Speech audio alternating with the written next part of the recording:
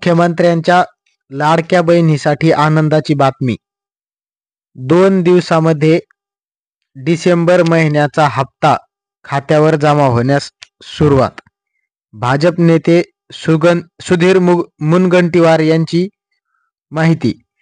लाडक्या बहिणीचे पैसे 2 दिवसात खात्यामध्ये येतील असे सुतोवाच दिले आहेत. सुधीर मुनगंटीवार यांनी गुरुवारी या संदर्भात मुख्यमंत्री अजित पवार यांच्यासोबत चर्चा केली.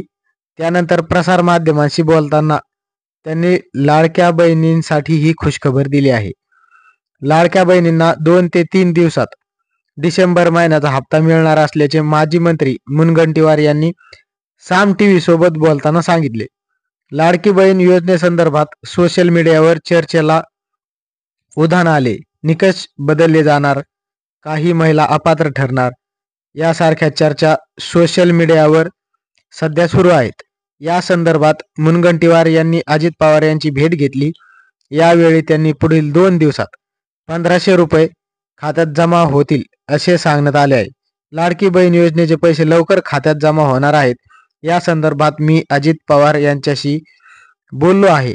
ही योजना कुठे बंद पडणार नाही.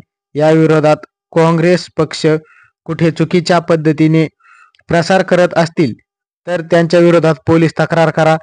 पात्रता आणि निकषात बदल होणार नाहीत, फक्त अफवा पसरवत आहेत असे मुनगंटीवार यांनी सांगितले. तर याचबरोबर निवडणुकीनंतर युती जर सत्तेत आली तर 1500 रुपयाचा हप्ता 2100 रुपये करू असं देखील युती सरकारने सांगितलं होतं.